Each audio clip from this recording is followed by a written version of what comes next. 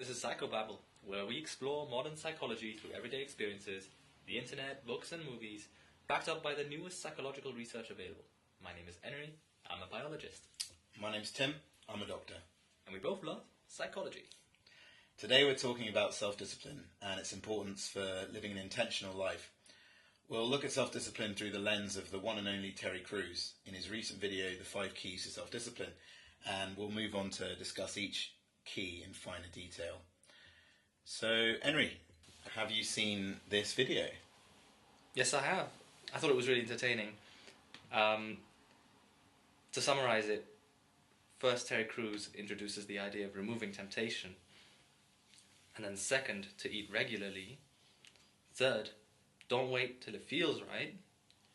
4, self-rewards to keep you going. And 5, forgive yourself and move on when you fail. And that's really punchy. He delivered it in a wonderful way, and that's why I enjoyed it. And it also makes so much sense when you look at it like that. 100%. And I think a lot of people are going to, they might just see Terry Crews and they might not take it too seriously, but actually the structure and even the order of his keys is very well thought out, and it's quite sensible. Yeah, essentially it's his own philosophy or his own methods for creating self-discipline or maximizing self-discipline in his life, right? So point 1, removing temptation. So what does that mean? What does that mean? Right. Say, for example, for me, my problem is whenever there are crisps at home or chocolates, anything sweet, anything particularly savory, I will eat them all up in one day. It doesn't matter how much of it I've got. I'll eat it basically in a day, maybe 2 if I've got a lot, but it'll be gone. And this is supposed to last me perhaps a whole week or a month. So what do? I don't buy them at all. If they're not in the house, then I can't eat them. So the self-discipline for me starts by removing that temptation in the supermarket. I don't buy them. That's what helps me. And for Terry Crews, he gave an example. Don't get coffee from the donut shop. If you're trying to stop eating donuts, right? Right, exactly. Yeah, and I think you're right. That's very, very important, and it applies to everything in life. If you want to study, remove the things that stop you from studying, and it's very simple, but it's necessary. It's a setup. It's a setup for, you got to set the scene, enable yourself to maximally be self-disciplined. And the interesting thing about the thing I like is that it accepts. It's an acceptance that we are human and that we are prone to fail. Because if you ignore that, you don't optimize your chance of success. You know, if you don't acknowledge your failings and your weaknesses, you can't counterbalance them. You can't. Yeah, do anything exactly. about them, right? Yeah, I mean, if I was really, really optimistic about my ability to resist the chocolates that I've got, right? Well, I can be optimistic, but I'm still going to fail. I know that. I know that about myself. They're going to be in my house and they're going to get eaten up. That's it. There's no point being optimistic about the facts. The facts are, I will fail at this chocolate resisting thing. I can't do it. I really can't. So, yeah, this honesty is important, and it helps you move on to, well, a better path, right? Definitely. I think one thing you said to me a while back, which is very honest of you, and I really respect it. Tell me if you don't want me to share it. It's what you said to me about your relationship, because you're married and you have a beautiful baby girl, and you were talking about your relationship with other women that aren't your wife. Now that you are married, and you very honestly said to me that you don't keep individual female friends, and you won't contact them first, and you won't necessarily see them one-on-one. You won't arrange to do that, and if they're there at a group meeting, a gathering, that's fine, but you won't arrange any one-to-one stuff. And I thought to myself, is that a great example of removing temptation? I mean, that's like cutting it off right at the bud. Not saying that you would be, but it's, I think, a very sensible way to deal with the minutest possibility. Yeah. right? Yeah, and some people might say that's a bit too draconian, and maybe it is for that person, because perhaps that's not any one of their temptations. Do you know what I mean? So we're all a bit different. We've got different pushes and drives and whatnot. But for me, I think it simplifies my life.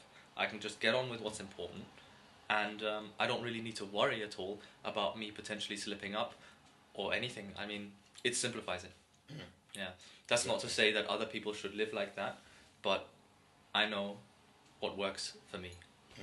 Definitely, and I think that's a really good idea. I mean, I think another guy that we both love and who throughout this series will be repeatedly coming back to is M. Scott-Peck, and he wrote a book called The Road Less Travelled, quite a famous book in the 80s or 90s, I think. And in it, he puts forward his philosophy of self-discipline, or his kind of method for creating self-discipline. And amongst other things, so there's four rules that he introduced. One of those is accepting responsibility, and accept full responsibility for your failings, for your potential failings. And by doing that, you are realizing that you have a lot more, when it comes to your successes and your failures and temptations, you have a lot more control than you think you do. Yeah. And it's just about nipping things in the bud, really. So that's the first rule. I think that's pretty self-evident, and I think most of you, if you're honest with yourselves, or most of us, I should say, because we all struggle with it, it's a human phenomenon, can identify times where you should, if you want to avoid something, you should take another course of action, distract yourself, find something else you can do, to take your mind off it, call a friend and make them aware. You know, often having that person a witness to what's going on can make it a lot easier, because having that social pressure, accountability is a huge thing, right? Accountability. And so if you're feeling tempted and you're having difficulty removing those temptations, become accountable. Like, see your get your friend to talk to you, or spend some time with your friends. Like, organize something with your friends to stop you from feeling distracted if you're particularly distracted at a time. And as long as they know your goal and they're your friends, they will hopefully support you in that goal, and they'll kind of try and help you stay on the straight and narrow if you're finding difficulty doing it yourself. And then there's also this element of instant gratification, right? Like, that's what our temptations are to us. They are instant gratifications. We know we shouldn't take them, but they're there. They're grabbing our attention, and it's so hard to resist, right? Yeah, it's all that dopamine, isn't it? It's the kind of all the dopaminergic things, the things that give you that hit, that buzz, that make you feel good. The reason they make you feel good is because they are connected to the reward circuit in the brain, which is all about something that in times gone by would have been necessary for our survival. So, for example, a really obvious one is this food. Food is a big one. Things that are calorific, so sugary, fatty, they're going to have, anything with lots of sugar and fat, to your body. It's saying to your body, oh, this is really calorie rich. And because we still exist in bodies that, came about thousands or hundreds of thousands of years ago, when food was relatively scarce, our body says to us, this is really good, you need more of it, because you don't know when you're going to get your next hit. And obviously there's variation between humans.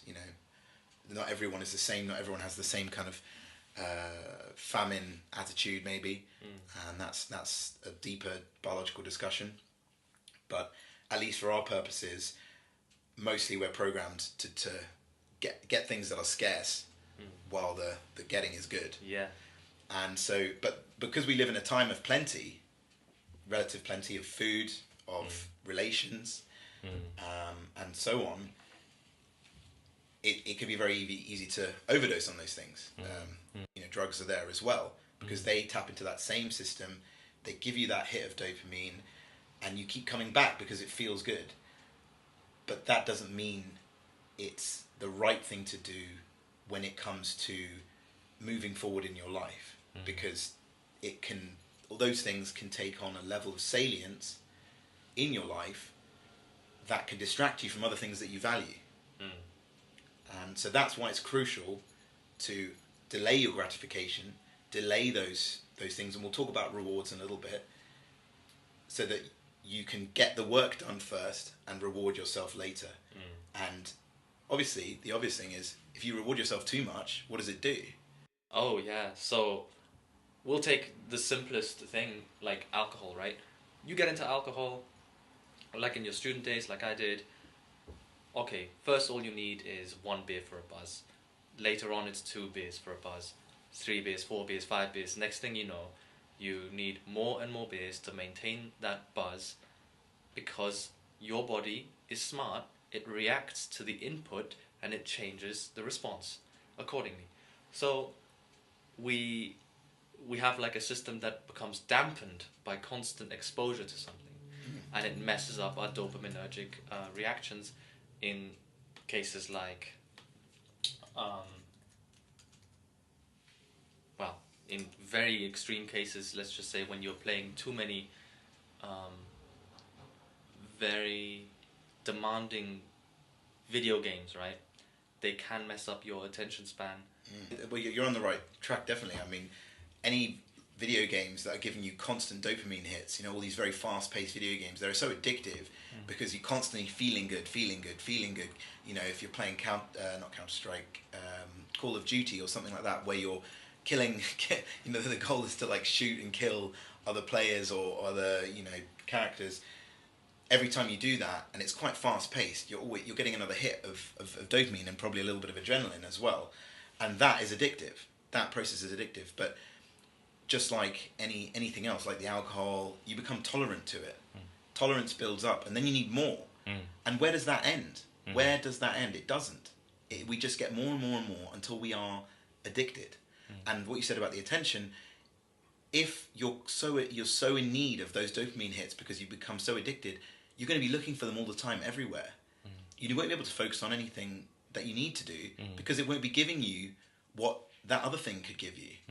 And so that's why being aware is so crucial in all of this. You know, so being aware of where temptation lies, the importance of instant gratification, and accepting that it is, you know, we are human and that we have to accept responsibility for our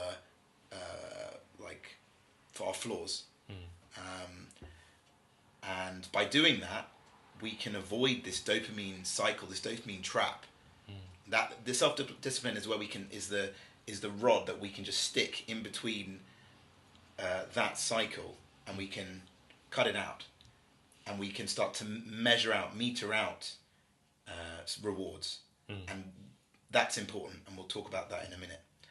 But that's key. So I think, to summarize, remove temptation at the simplest level, but then consider the importance of delaying gratification and what it does to your brain, right? And being able to delay gratification and do work, that serves everyone, like throughout their whole life, right?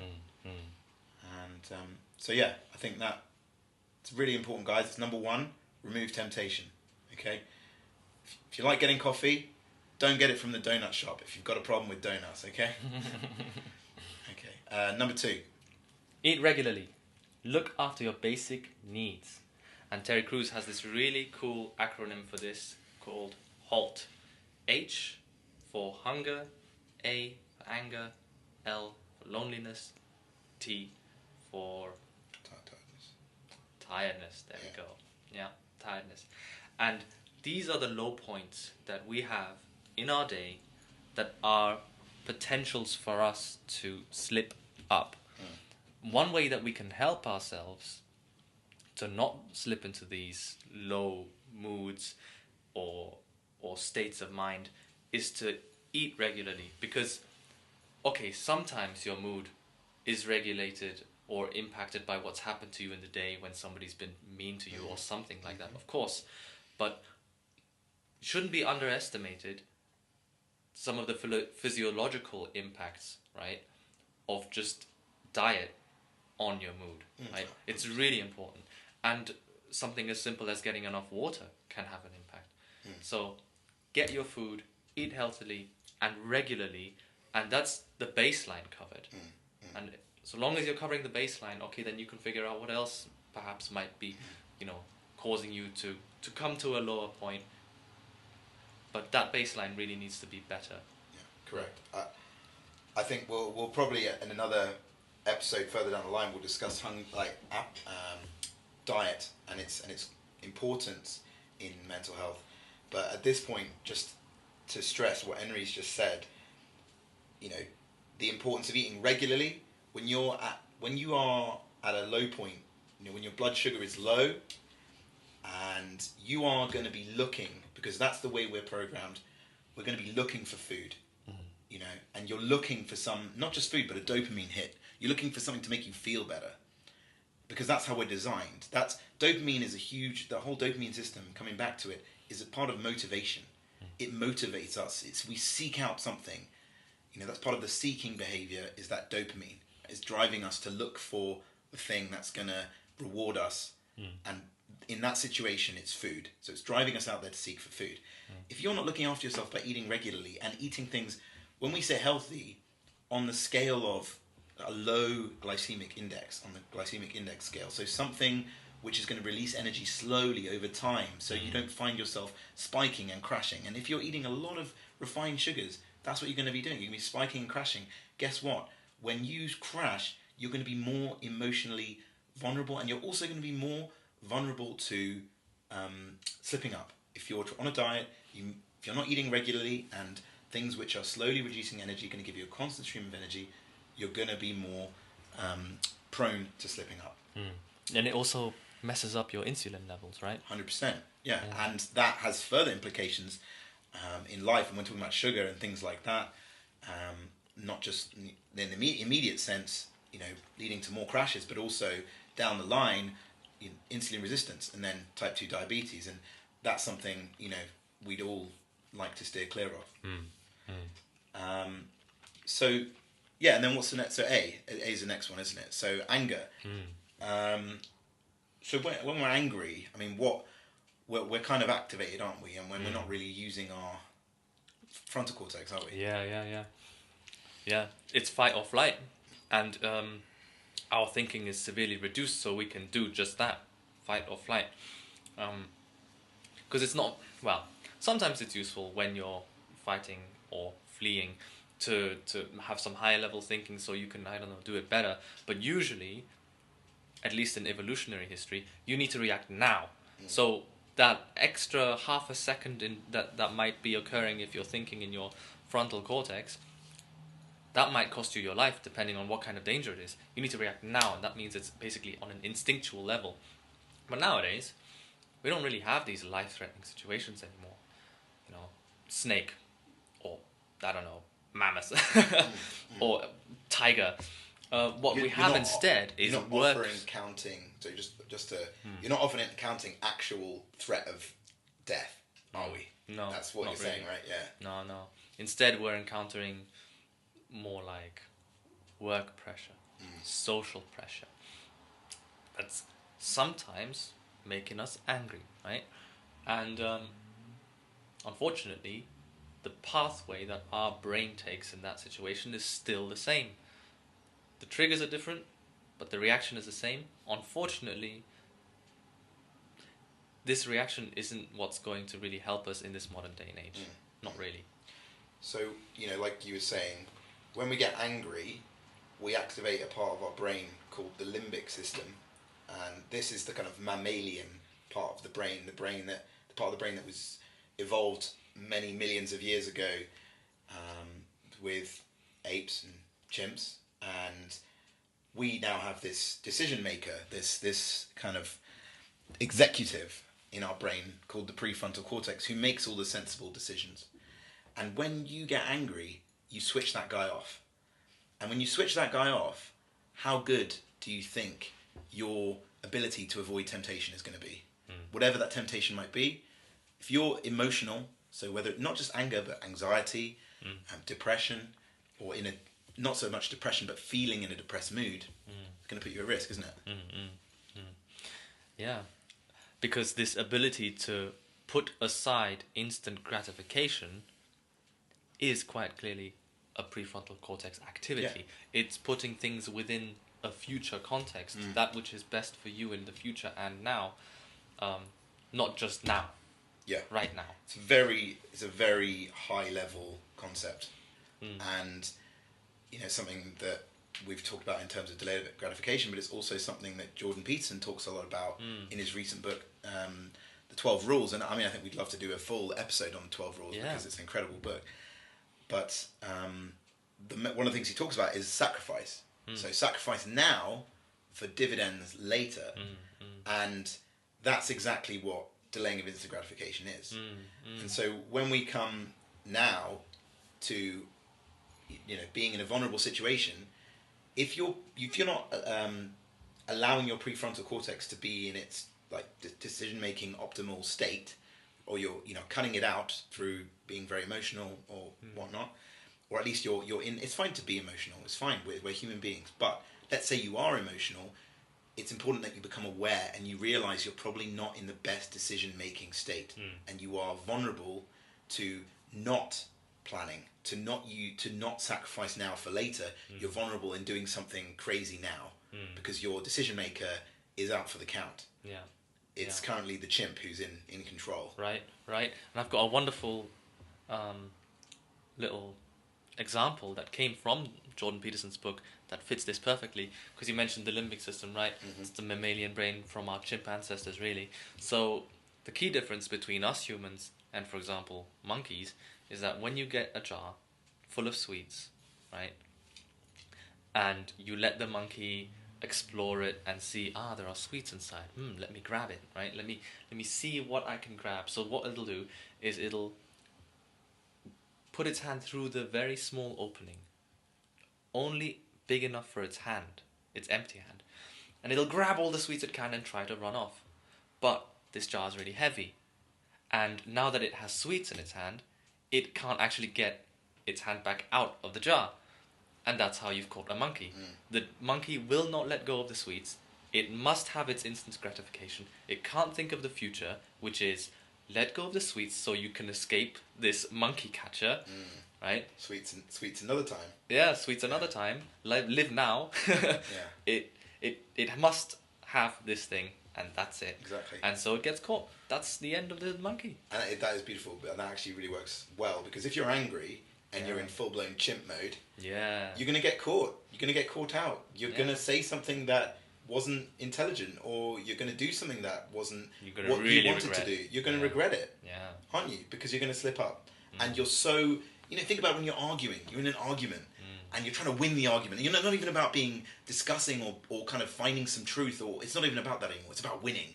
And you get angry. You get really angry. And you don't want to let go of that fruit. You're holding on to it. You're holding on to that fruit, but then you're realizing that you're caught, you're trapped, and you've either said something wrong, you've contradicted yourself, or you've just alienated yourself, and everyone hates you. So it's exactly like that. It's like the chimp with and then by the time you realize what's going on, you've been caught. That you're in that cage, and the monkey catcher's taken you away. Yeah. So that is a really good analogy. And then so what about L? L. Lonely. Feeling lonely. It's easy to grab something to I suppose escape that existential despair that sometimes creeps up on some of us when we're lonely, right? 100%. So I distract myself sometimes. I like to binge watch YouTube sometimes when I'm lonely, and then hours pass by. It's horrible. It's horrible. And we do that, don't we? We reach out for something when we're lonely, or to supplant that with something else, bored. Lonely or bored, we try to reach out for something, and again, what is it? Dopamine. We're reaching out for that dopamine. And so the recurring theme that you'll see throughout this podcast and throughout when it comes to self-discipline, it's the control of your dopamine seeking behavior.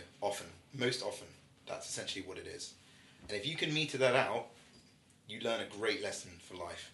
And it's tough. I'm not a master of it, but I'm trying to be. And it takes time. It takes time. You've just got to make these behaviors a habit, which I think, well, we'll come on to next, but let's finish this one first. So, yeah, loneliness, you're looking for the dopamine. You know, human beings are very social creatures. Yeah. When we're not surrounded by other people, there's probably, we get a bit low. Maybe our serotonin's a bit low because we're not getting that. There are brain cells that are activated when we see other people and we're engaging with other people and we feel good. We like being around people for the most part. I mean, some people like to be alone, like hermits and things, that they do actually enjoy being alone. But most human beings are wired to be social animals. So when we feel low, what do? We reach out for something to make us feel good. So be aware of that. Call a friend. Yeah, Again, exactly. That's what I like doing. Yeah. When I feel lonely, call a friend. And instead of watching YouTube for like an hour and a half or 2 hours and wasting my life on there, I just call a friend, and maybe it's 15 minutes or maybe it's half an hour, but I feel so much better. Maybe 2 hours sometimes. Sometimes. Epic conversations. Indeed. But I feel so much better, and I've learned so much more, and I've had a wonderful time with my friends. Yeah, that's way better than YouTube. Yeah, and guess what? I'm sure you feel a whole lot better than if you sat down watching 2 hours of YouTube. Because exactly, after watching 2 hours of YouTube, you might, if in the meantime, you might have felt great, but after that, how shit do you feel? Yeah. Sorry, pardon the language, but yeah. Yeah, there's that sort of regret. Oh no, what did I do? Yeah, exactly. Why? It's like a coma, YouTube coma. You wake up and, it's a YouTube coma. and you just kind of think, where has that time gone? Yeah. Okay, so then there's T. Tiredness. I don't know. I get particularly tired, you know, like from business trips or even when I'm starting or ending the holiday because of all the flights and trains and everything. I am tired. I just want to sleep. And sometimes if I'm forced to have to, I don't know, like be particularly sociable or do this or do that, I'm really not there. I'm not in it. I feel a bit low. I want to sleep. Exactly. So for me, in those situations, it's really best if I just go and sleep. Like, exactly. Otherwise, I get a bit grumpy. Exactly. Bit grumpy. Yeah. So, tiredness. Yeah, if you can't go and sleep though, that's difficult. Sometimes we're at work and maybe it's our own fault. Maybe we've been. So I mean, this is twofold. I mean, it's either don't get tired, so be aware, like go to sleep, have a good sleep routine. It's crucial. There's a book called The Brain Always Wins, written by a great man called Dr. John Sullivan, who's a performance psychologist. And if you guys haven't checked out his podcast, check out his podcast, The Brain Always Wins. Very informative, but they talk about it a lot more than we will right now. Rest and recovery, and how important that is in setting the stage for your performance. And if you haven't, I mean, obviously, if you're tired, great, go to sleep if you can. But some of us will be at work that day. Yeah. And it's our own fault. We've not gone to bed the night before when we should have we? And we're tired. But what do we have to be aware? Like, if you can't change anything in that moment, what's the key? It's awareness, right? Because if you know that you're tired and you're liable to make some bad decisions, be aware of that. Start removing that temptation from around you. You know, often when we're tired, we eat rubbish, we do rubbish, we get cranky and we snap. If we're more aware of ourselves, that's less likely to happen, isn't it? Actually, one thing that helps me is when I'm tired and I can't get sleep because I'm at work or something, I do this micro sleep method, which I learned online. You grab some sort of object that's going to make a lot of noise when you let it drop, and you keep your hand lax and slack, but just sort of taut enough that you can hold that object, right? And what you'll find is when you're in a comfortable position and you allow yourself to just sink into your sleep, right, your hand will naturally let go of that object, and it'll now fall to the floor, make a loud noise. Whoa, what was that? I'm going to wake up. So this micro sleep is perfect. I don't know who found this out, but it's just amazing. I feel really fresh from that. You know, it's like a quick reset or something. It feels like it, yeah. Yeah, I mean, it's not going to solve all your problems, but it definitely does work. Yeah, so number 3, don't wait till it feels right. So what's he talking about here? So Terry Crews here is talking about not waiting for inspiration. So when we do things that are outside of our comfort zone, they probably feel, by nature of the beast, a little bit uncomfortable. Yeah. And some of us might say, oh, it doesn't feel right. Yeah, I don't feel like running today. I was inspired yesterday, but not today. I'll run when I'm inspired. Exactly. And if you keep waiting for inspiration, what if it never comes? You're never going to start doing it. Yeah. So, and then what kind of that's not, is that control over your own life? That's not, is it? If your value is, I want to get fit, try and get fit today. Yeah. It's not, and it's, to be honest, you know what? We've all done it. You and I have both done it. Gotten fit and lost weight and things. It never feels good when you start. It always feels rubbish. You know, to be in a slight calorie deficit, to start exercising hard. You know, you feel good afterwards, but when you start, you feel terrible. Right? Yeah, especially when you're working. It's like, I've had a long day. I can't be bothered. I don't want to do, I don't want to lift my weights. Why not tomorrow? Blah, blah, blah, blah, blah. I mean, there are 1,001 reasons. Yeah. Right? Always. But it's about making it a habit and not negotiating with yourself in some cases, because you want to make it's a good habit to work out, let's just say 3 times a week, right? Yeah. So, and for me, I need to make it a golden rule. Bam. Tuesday, workout. Thursday, workout. Saturday, workout.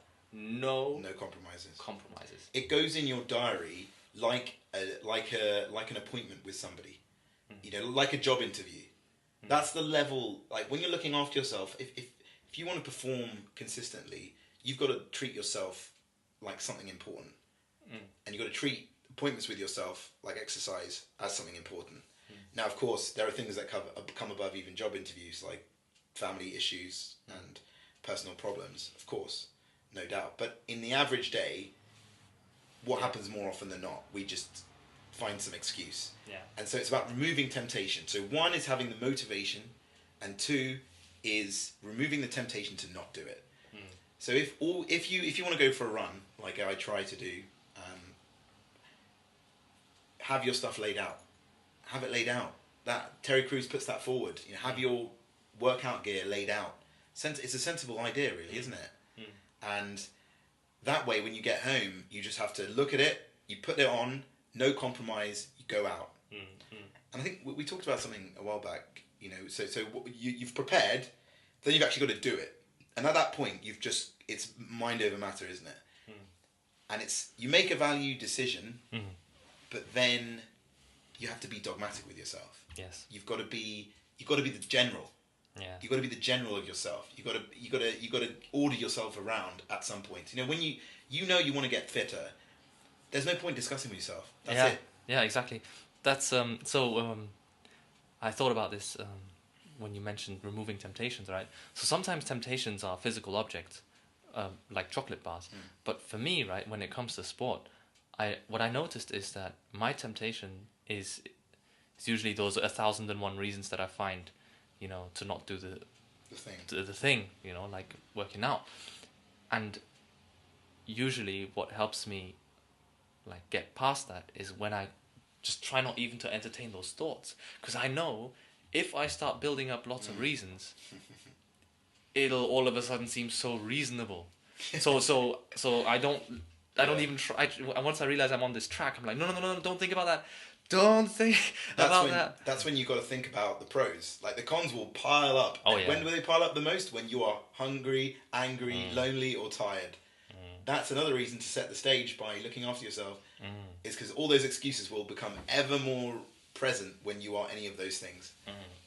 And you're right, because when those things are piling up, your like positive motivation, that thing, that goal, that like pure goal, that like good thing that you're doing for yourself, is like suddenly pales in comparison to this list of cons, right? So that's a crucial thing. Don't wait till it feels right. Do it now. Do it today. If there's something you want to do it today. Don't compromise with yourself. Don't discuss with yourself. If you've decided to do it, that's it. Yeah. See, the thing is, if it's a good goal, then the best part of yourself at a good time has made a rational and reasonable choice already. And now that you're in a bad mood, you find all sorts of reasons to sort of, put it down. Yep. But that's your worst self talking. So Exactly. trust in your good self that made that good decision earlier, and don't trust this deceiving. Yeah, it's so true, isn't it? It's like it's so convincing. It's analogous to the devil and the angel on the shoulder, isn't it? Yeah. Whereas, but in this case, the analogy is the angel is your best self, and the devil is your worst self. And funny enough, the little devil on your shoulder, will come out when you are vulnerable. Yeah. When you're in a vulnerable state, and the best self, the angel, is there when you're in a good place. Yeah. And that's a really good point. Realize those negative thoughts popping up when you're vulnerable, and realize that that's not necessarily you. That's not your best self. And just don't debate. That's it. Just cut them off. Don't listen. Just get out there and go and do what you've got to do. But in order to motivate yourself, though, because it's hard. We need rewards. That's what rewards are important. But when they become habitual and all the time, they no longer become rewards. They become an addiction. So that's why you've got to remove temptation. That's what we were talking about before, and delaying instant gratification. So rule 4 is the importance of self-rewards. And Terry Crews talks about keeping life enjoyable by not cutting out sweet foods, all like forever, but just have them in small moderation. And guess what? When you have them, little rewards, like at appropriate times, they will taste that much better. They will feel that much better. You're going to become numb to it if you're doing it all the time, because you'll become tolerant to that dopamine spike. But however, it will be a positive motivation for what you're doing. Yeah. And there's also, okay, say your problem is sweets, right? And you want to lose weight, for example. Your reward can be a sweet, no problem, but maybe you take a healthier sweet, right? How about a mango instead of a chocolate bar? How about that, right? Because it's part of removing temptation as well, isn't it? And if you're tempting yourself with the very thing that you're going to avoid. Yeah, and it makes no sense to reward yourself if you want to get rid of a pornography addiction with pornography. Why would you do that? Yeah, you're just opening yourself to a whole can of worms that you don't. That's not going to help you. Yeah, that's not going to help. It's not. Yeah, good. so it's really got to be a reward that feeds back into the healthy habit that you're trying to form. Yeah. So, yeah, I mean, I think. Again, Jordan Peterson, in his book, talks about not being a tyrant to yourself, but not being a slave either. I mean, don't get me wrong, there are times when you have to not negotiate with yourself. Yeah. But after those times, you have to reward yourself. You're being more like a loving father to yourself. And I say father because, in the archetypal sense, fathers are the disciplinarians. Yeah. But even a father will reward their child. Well, a good father will reward their child for positive behaviour, but they won't reward them for negative behaviour. I mean, that's reinforcing negative behaviours, right? Yeah. So you've got to be like a kindly father to yourself, and you've got to be strict with yourself, disciplined, but reward yourself appropriately for when you behave well. So yeah, but what's crucial though? What's crucial? I mean, one of the things I find is that it's all well and good saying this, but if you don't schedule these positive rewards, you don't necessarily do them, and then you don't have anything to look forward to. That I think it makes it a lot more real. Just like keeping these appointments for the discipline stuff, to also keep the appointments for your positive stuff. And when I look at my calendar, I think, oh, there's some good stuff going on in this calendar. It doesn't feel so bad to then do some work as well, because I know that there's going to be a reward at the end.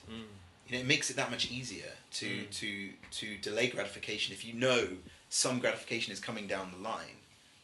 And you've got to work with yourself, because we are beings that need this kind of stuff. We are fallible human beings. So if you accept that you do need some level of reward, you're not going to be this kind of horrible tyrant dictator to yourself and say, you will never get any more sweets for the rest of your life. That's so bleak. You're not going to feel motivated. You'll be like, what's the point in living? Like, I'm not going to get any rewards for the rest of my life. All work and no play, right? Yeah, exactly.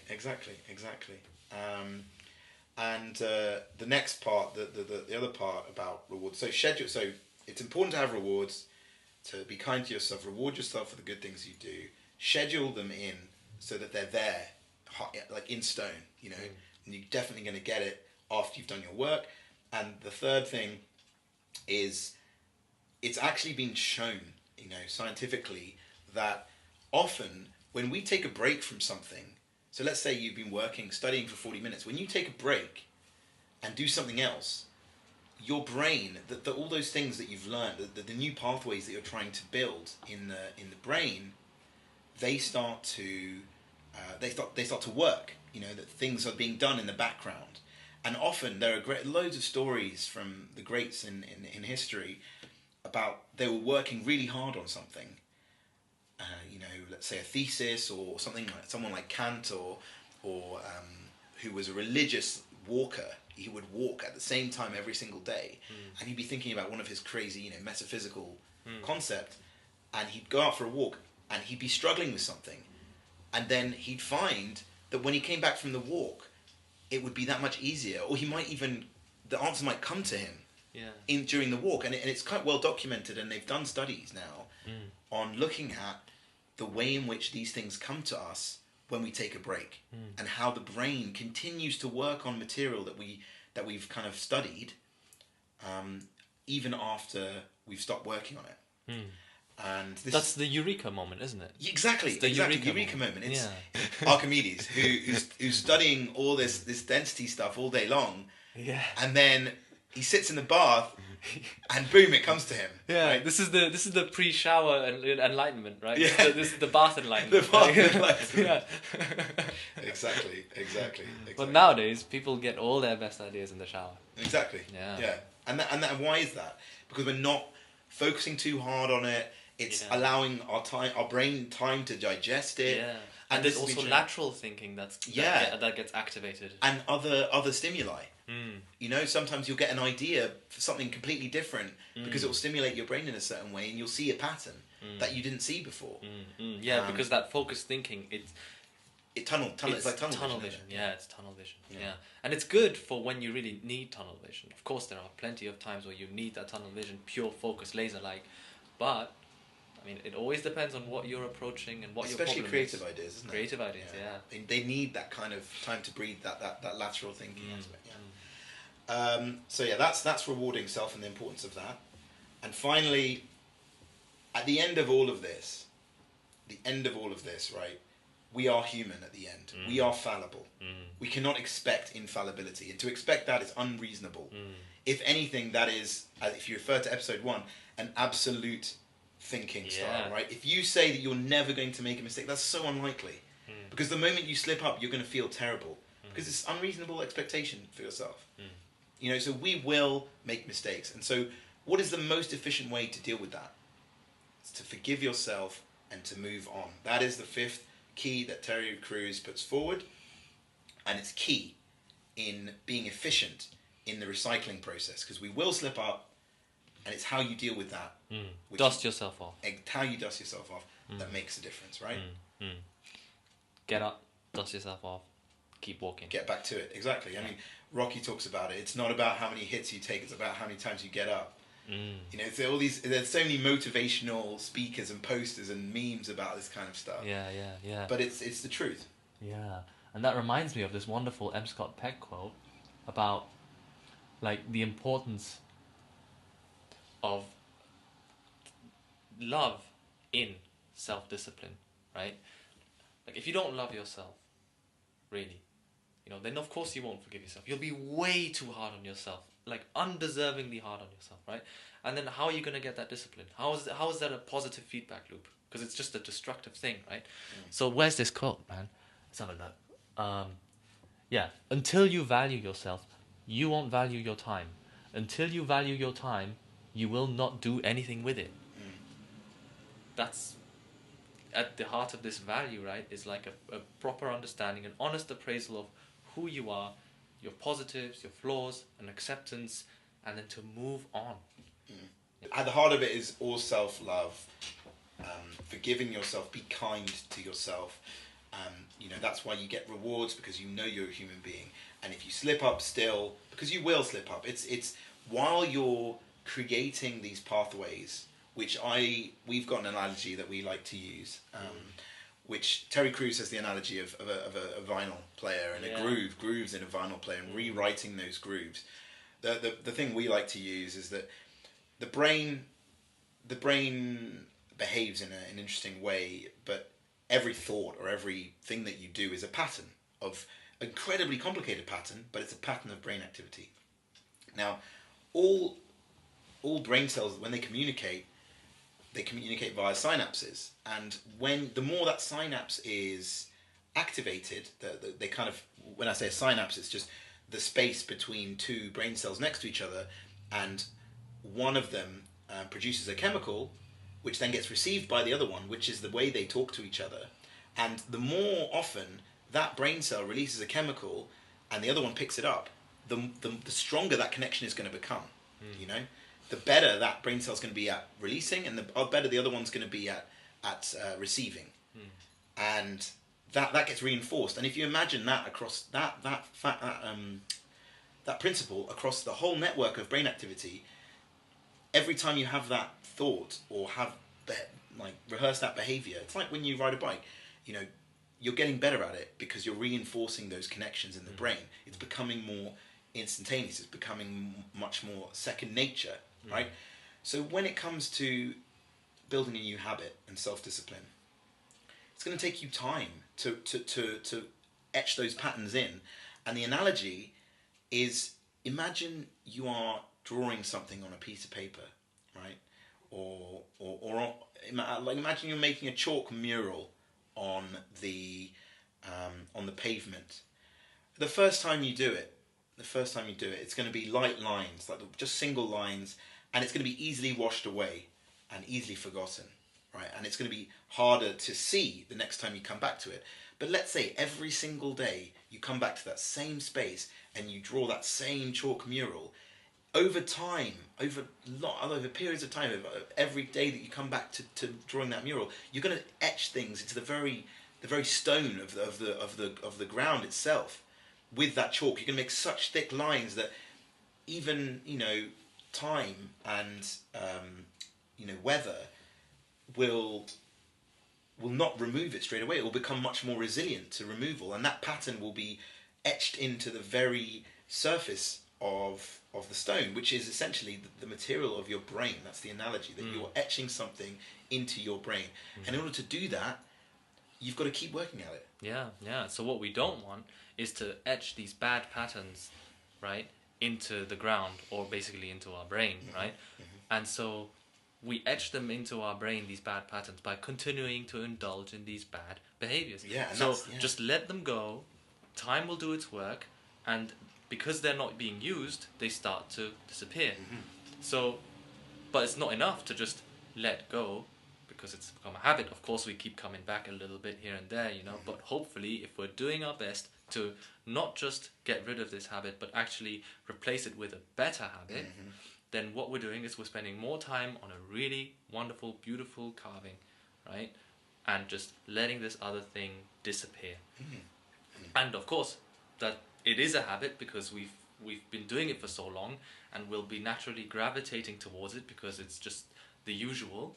But that's part of the acceptance. Accept that it's going to be a difficult process. Exactly. It won't happen overnight.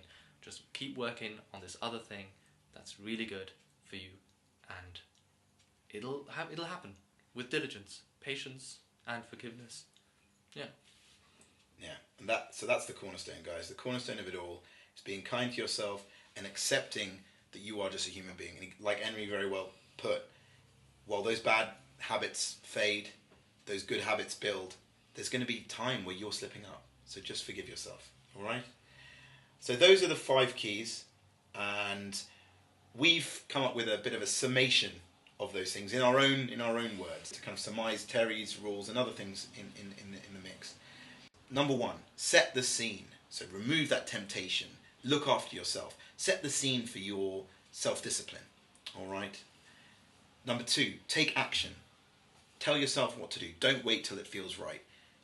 Grab. Seize the day. Don't wait. Reward yourself, and finally be kind. And they're very similar, but essentially by using that simple structure, you can apply self-discipline in your life. And I think we'll end on a quote here by M. Scott-Peck, whose book I'd highly recommend, The Road Less Travelled. Henry? Now I am Scott-Peck. What a master.